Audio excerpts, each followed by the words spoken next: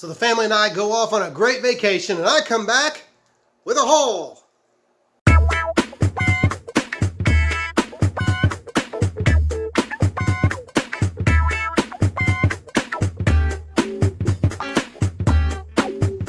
And they came back too. Hey, Mark Allen here. Thanks for watching Four Colored Commentary. Just wanted to go through a few things that the family and I did. We took off. They didn't go very far. We went about an hour and a half away and stayed with some family, but also did some really cool stuff in the Tulsa area while we were there. Went to a place called Natural Falls. That's not in Tulsa. That's more eastern Oklahoma. But Natural Falls, great, beautiful, natural place. Great waterfalls, beautiful scenery. And then we went to the Tulsa, no, I guess it's the Oklahoma Aquarium in Jinx, Oklahoma. That's a lot of fun. We hadn't been there in about a decade when the kids were wee little, but we had a great time there. They remembered a little bit of it, so it was a good trip because even the older two only remembered a little. The younger one had never been there, and so it was a great time.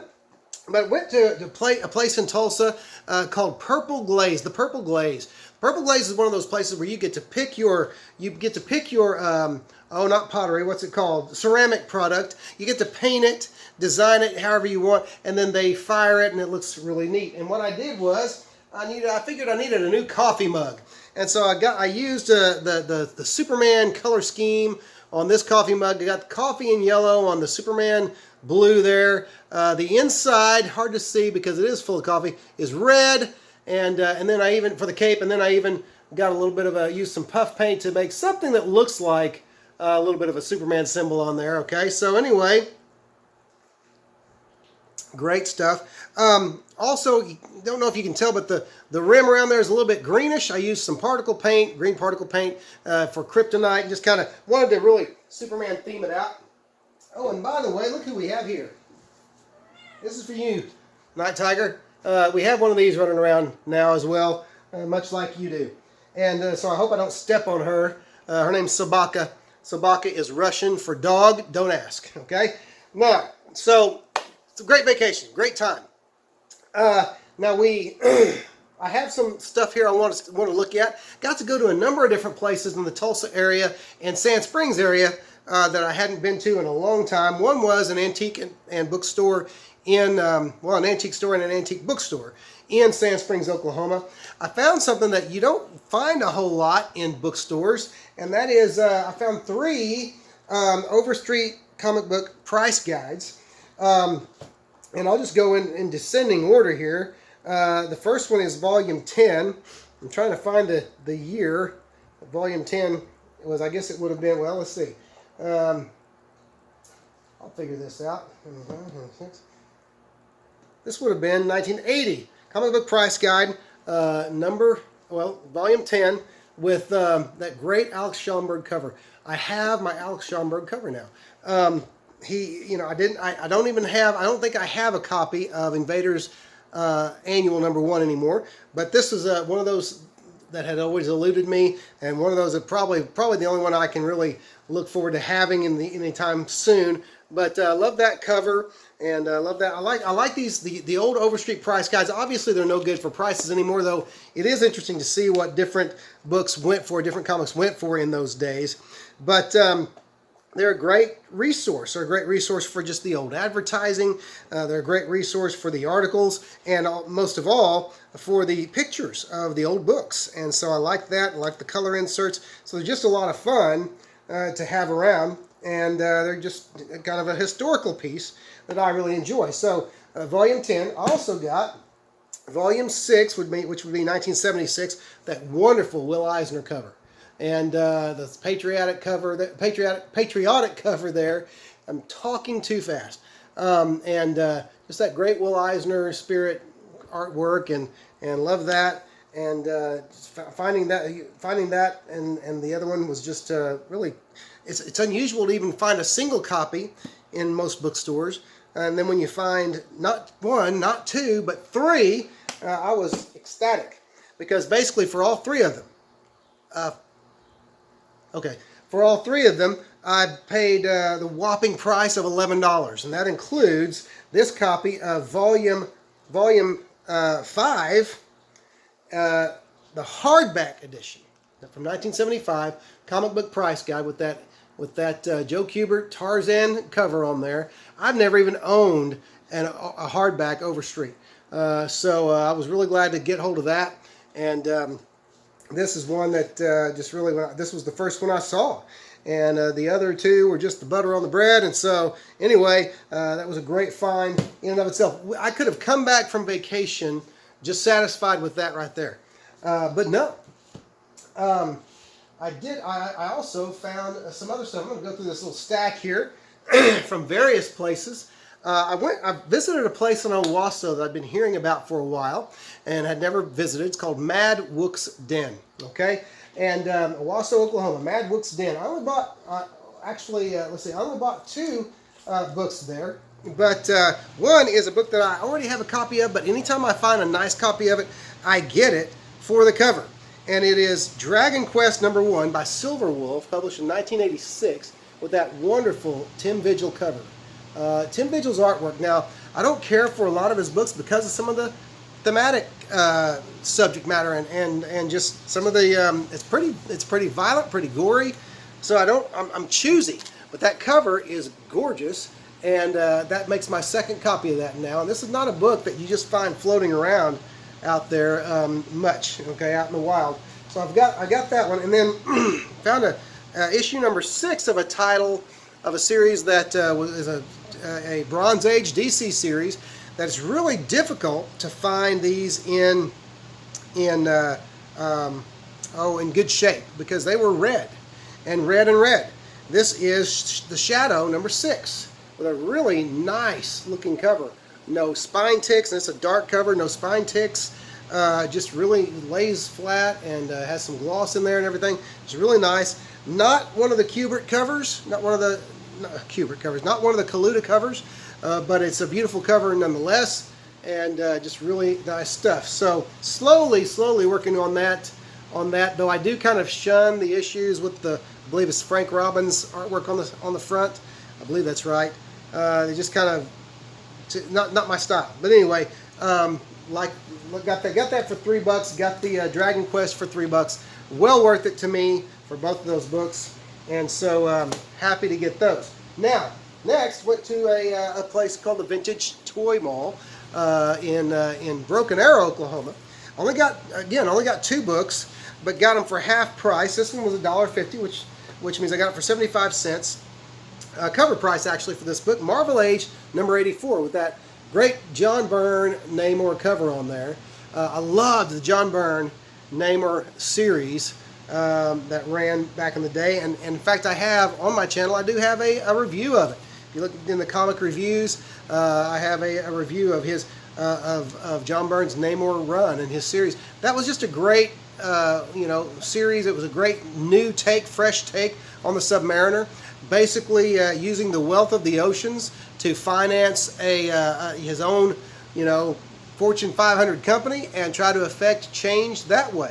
And so it's neat to find that, because there's an interview with John in there, and I like that. So I was glad to find that for 75 cents. And then this book I'd never seen, a collection of the Green Arrow with 11, collected for the first time, 11 classic Emerald Archer tales from the 1950s, featuring art by the immortal Jack Kirby. And so that was sticker price $6, so I got that for $3, and that's a great deal for that. 11 Kirby stories, Green Arrow stories in there. Never read a single Green Arrow story by Kirby. Can't wait to read those, because it's Kirby. And it's, what's more, it's I guess it would be Golden Age or Silver Age Kirby, I suppose. But anyway, so no, Golden Age, 50s, 1950s, Golden Age. My bad. But anyway, so we got those. Now, next. Went to a place that you all have heard me talk about before, Wizards Asylum. Went to Wizards Asylum Comics and Games, and got some books that they're dollar books. The rest of these are dollar books, and they're great to have. I satisfied some of my gimmick cover cravings there with Punisher #1. I honestly don't think I've ever owned that particular Marvel 2099 book, but Punisher #1. This was great. This was a cover I'd actually never seen before. Now, I'm familiar with Ghost Rider and Danny Ketch and Johnny Blaze and all the Ghost Riders, even the new one, what is it?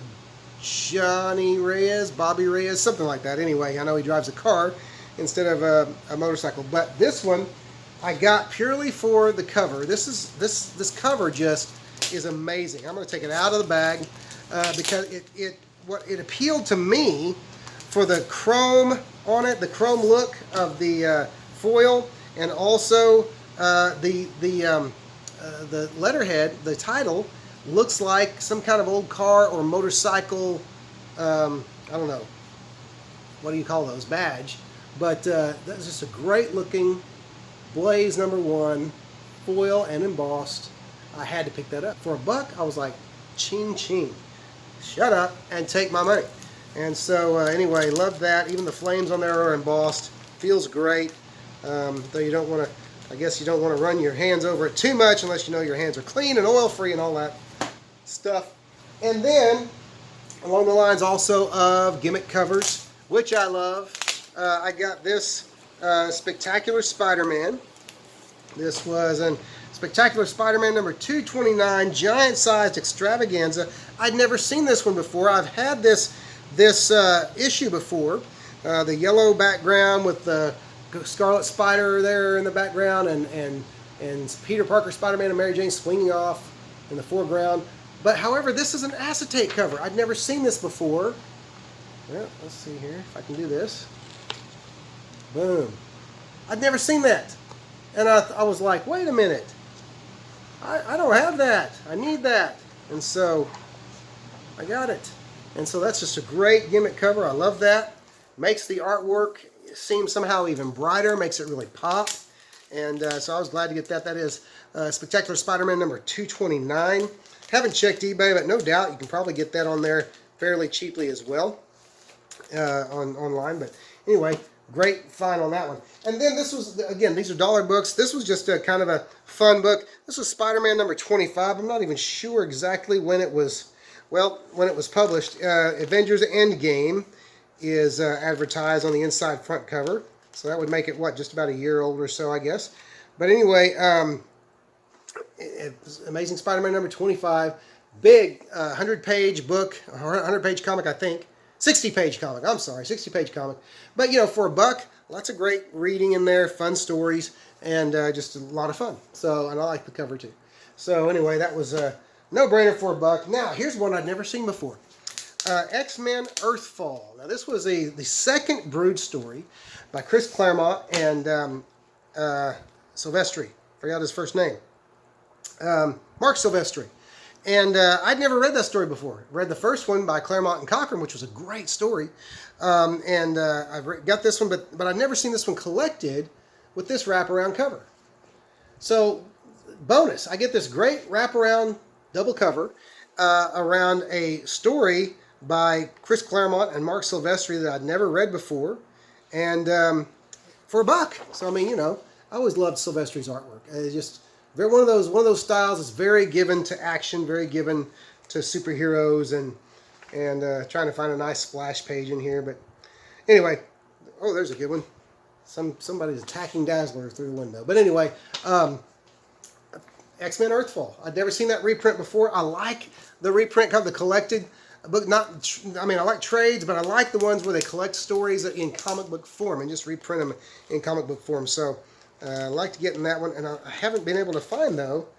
I don't see that cover is not signed, so I'm not sure who did the cover. If anybody out there knows, maybe leave it in the comments or something. But anyway, neat book. Now, speaking of Spectacular Spider-Man, as I was, and Ben Reilly and Scarlet Spider and all that, this is not the first solo adventure of Scarlet Spider. It is the second, but I bought this because it's one of those primary color covers that I love so much. And boom, I mean, it just leaps out at you. The blue, the red, the yellow, it's just there. The Web of Scarlet Spider #1. And I just, you know, it was just, you buy things for the cover sometimes. I do. I know you do as well. And boom, there it was. That's what I did for $1. Now, also for the cover, because I couldn't care anything about really the new Spider-Woman stuff coming out. I'm sorry, I just can't. I don't really care.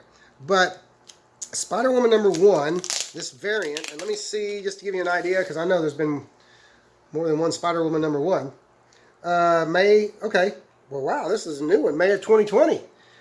Some of you will probably know this, but this is a variant edition. It was in the dollar box at Wizards, and I love this variant because it's made up. You got the Spider-Woman image made up of a bunch of other Spider-Woman images over the years. From over the years, you've even got the different logos for books, Spider-Woman books, and I love that.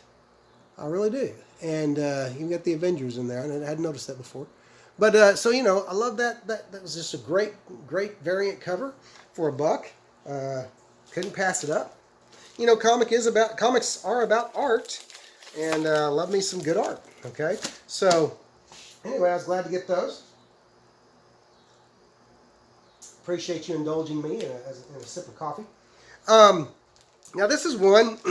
I wish when I'd seen issues 2 and 3 of this, because I think it was just 3 issues that it ran, I wish I'd bought those. I've had so many chances in the past, but I didn't get them because I couldn't find issue number 1.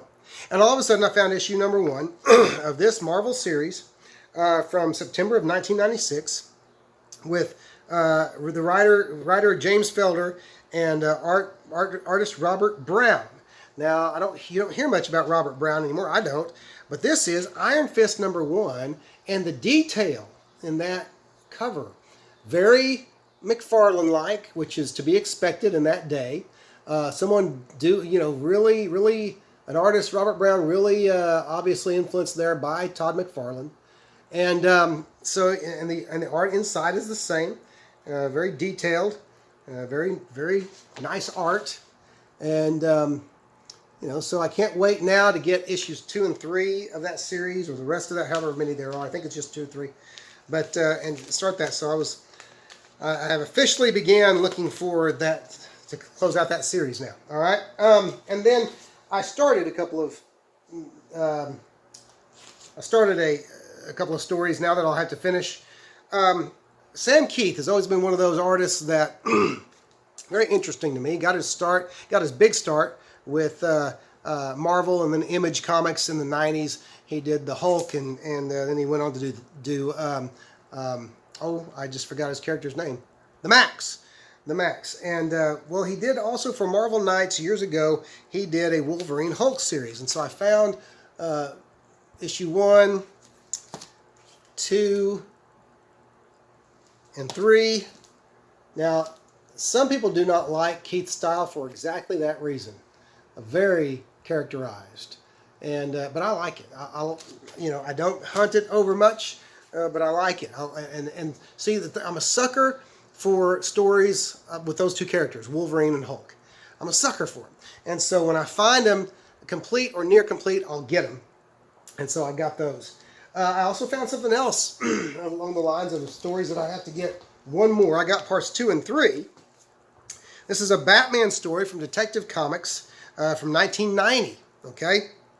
It's actually written by John Ostrander, or is it Jim Ostrander? I don't remember, but Ostrander. And then Mike McCone was doing some art in the story as well. But then Flint Henry did these stories of a Batman comic, story from a Batman comic within a comic that was being told at the time. Batman looking very demonic, and very not really very heroic, as he orders the Bat Hound to kill the Joker. That's part 2. And then you have part 3 with it's time for Catwoman's revenge. And looks like Catwoman actually is part cat. And so just very... I always liked Flint Henry's art as well. And Mike McCone's. And I didn't even realize Mike McCone did any Batman. So I had heard of these back in the day, but I don't think I ever bought them. So all I need is Detective number 622. And I can read those. And then finally, the last thing that I got at Wizards Asylum was something, again, I hadn't seen before. I like sketchbooks. I especially like sketchbooks that introduce characters that have kind of become ingrained in the comic book fan's memory or psyche or whatever. And this was the 2099 sketchbook. And so there you have Spider-Man 2099, Ravage 2099 right on the front. And so I love these kind of books that just show, the initial concept designs and such as that. It was just a no-brainer, again, for $1. This is, to me, a piece of comics history, and I love this kind of stuff. especially when you see, you know, an early 20. This is a Carl Potts drawing done at an early 2099 developmental meeting, and demonstrating how the webbing on Spidey's back enables him to fly, and also looks dramatic as kind of a cape. A very different look to the character right there. I don't know what's up with the horns, okay, but there they are. And so, anyway, I love stuff like that. It's interesting. And so, 2099 sketchbook, that was just a no-brainer for me as well, okay? Plus, keep in mind that some people are counting sketchbooks. There's an issue of Marvel Age that previews the black Spider-Man costume from the 80s, before the first appearance of it came out. And it has the spider, instead of being white, is red. And so different variations in the early developmental stages. That book sells, that Marvel Age that issue sells for 50 or 60 bucks on eBay. And so, you know, I don't know. Maybe that'll happen one day for that. Not that I care, but I also won't turn it down if it comes my way. Now, lastly, a few books from vintage stock, a couple of different vintage stocks in the Owasso and Tulsa area. This one, I really enjoyed the 1990s DC comic book series Resurrection Man. I hated when it ended. I liked the concept, but I'd been having a hard time the last few years as I've been trying to put a run together again. I've been having a hard time coming across, in the wild, mind you, a nice copy of issue number 1 with the hologram on the front, and I found one, and I love that. That is just creepy and can't help it. I like it. And so, yeah. So Resurrection Man number 1. I don't want to say too much about the story for time's sake, but if you've never read it, go out and find it. I don't even know if it's been collected. I'm sure it has, but I don't recall ever seeing it. Snagged another issue of Amazing Heroes, not in real good shape. I'm not going to take it out of the bag, number 32, but it's Amazing Heroes number 32 with a picture there on the front of Somerset Holmes with an inside look. Somerset Holmes, if you remember my last haul video, I got a nice copy of issue number 1, Somerset Holmes issue number 1. So that'll be a fun read. But also there's a hero history of Doctor Doom in there, and so can't be looking forward to reading that. I like those historical pieces. Then got a True Believers comic. This is actually an Avengers. My phone keeps messing up, so I apologize if I keep hesitating. An Avengers story I'd never read before. And it is Giant Size Avengers. It's an annual, but I don't remember which. I can't even tell you which annual, but you'll know it when you see it. It's the wedding of Vision and Scarlet Witch, as well as Mantis and the Swordsman. And so, anyway, fun book. Can't wait to read that. And I think it's like Don Heck art or something like that, but it'll be great reading anyway. And then, now here's a book. I don't know how many of you have a book that you like so much that for some reason you buy multiple copies of it if you find it cheap. I do that. This is that book. I'm going to take it out because it is in really nice shape. This is Secret Origins Annual from 1987. It is The Doom Patrol by Paul Kupperberg and John Byrne. This must be my 7th or 8th issue of this, just because it's in such nice shape. And secondly, because when I first read this, I had never read a single page, a panel of Doom Patrol material. And when I read this in 1987, right off the rack, John Byrne made me enjoy the characters, and I liked it. I know there wasn't much original there. I know he was standing on the shoulders of others, but it was great. It just he gave it a flair and a pop that I really enjoyed. And so found an issue for $1. I just keep doing it. I keep buying them. Speaking of Doom Patrol, speaking of John Byrne also, as I continue to try to put together his run from the early 21st century, the Doom Patrol number 8. I hadn't found that before out in the wild, and so finally found one. Piecing it together, only have a few more to go. I think maybe 2 or 3 issues. Now here's one that's actually a Bronze Age. I found at the vintage stock in Owasso. I love the Mr. Miracle Bronze Age series because of the Marshall Rogers artwork inside in the later issues, It was only a few issues, I think 6 or 7, 5 to 7 issues that Marshall Rogers did. That's one of them. And to find that in a dollar bin all day long, I'll pick those out. And if I don't, I'll either keep them or gift them, or but it's Marshall Rogers, man, and so you can't turn it down. These two, I'm trying to piece together another series that I read in the 90s I really enjoyed, and it wasn't the series itself so much as, or the characters themselves, as it was someone coming on board and revitalizing these characters. Stormwatch, as of issue number 37. Now these are issues 40 and 41, but as of issue number 37 of this run, Stormwatch, Warren Ellis and Tom Rainey came on board, and just really gave the team, the book, the characters, everything, just a new life. And I wasn't even a regular reader of Stormwatch, but I don't remember. I even remember somebody, Warren Ellis and Tom Rainey. But somebody told me to jump on, and because it was going to be a great run, and I did, and the rest is history. I sold it off, of course, because for a while that book was hot, and I wanted to buy other books. Okay, so sold it off, but piecing it back together again, and of course that's always fun. I have issue 37, and so now I'm just working on that whole Warren Ellis, Tom Rainey run. And so that was Stormwatch number 40 and 41. Second to last book. This I found at Vintage Stock in Tulsa, out on 71st Street.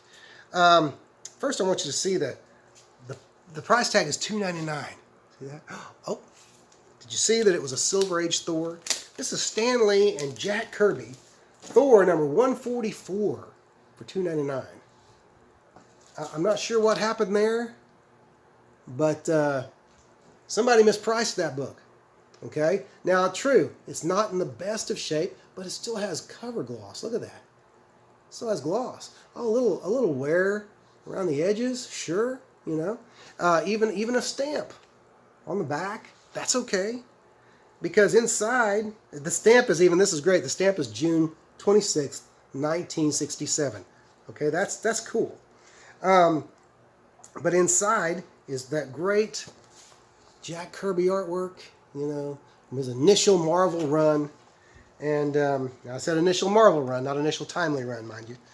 And what's more is those staples. Clean and secure. Clean and secure. Okay, for $2.99, again, all day long. $2.99 all day long. And then lastly, I did go by the Comic Empire of Tulsa. Oh man, sad news. Michael McCormick of the Comic Empire is retiring. He has sold the store. Congratulations to Kenny, the new owner, who actually is one of the crew on Comic Book Straight Talk. If you've never checked them out, check out Comic Book Straight Talk on YouTube. They're all friends of mine. They're great guys. But Kenny's the new owner, but hate to see Mike go. It's the end of an era in a sense. Comic Empire will continue, and that's wonderful. All the best of luck to Kenny. But anyway, did stop by Comic Empire, get my regular books. I hadn't been there for a while. Got like 6 or 7 issues of Immortal Hulk, so I can't wait to tear into those. Already have, actually. But I also snagged something really cool. I got it for half off because I never got to take advantage of Mike's half off sale a few weeks ago. And when I go in late, he always lets me do that, and I appreciate that. But it was $15, so I got it for $7.50. This is one of the original issues of Alter Ego. I believe this is issue 14. And this has a couple of reasons why I got this. First and foremost, it's issue number 11. I'm sorry. It's original issue of the original run of Alter Ego. But also, I don't have a Bill Everett interview anywhere, I don't believe, in my magazines, unless there's one somewhere in a comic book artist or the new Alter Ego. But that's great. I like trying to build up a run of the old Alter Ego, the originals. And so anyway, so that's my haul. This is a great book, though. I love that green in the cover, and I love that caricature of Bill Everett that he did. And so anyway, great stuff. well, that's it. That's my haul video. A little bit of a long video. Sorry about that. And watch it in pieces. Maybe that'll help you. Anyway, thanks for watching, and we'll see you next video.